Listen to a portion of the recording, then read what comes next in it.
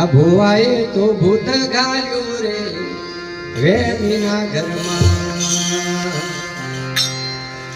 ભુવાએ ભૂત ગાલ્યું કોના ઘરમાં?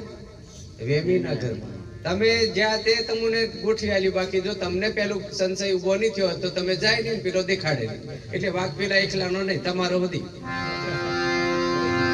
આપણે જતાની તો કોઈ બતાડે નહીં ને. ભુવાએ ભૂત ગાલ્યું કોના ઘરમાં? તે કે વેમીના ઘરમાં.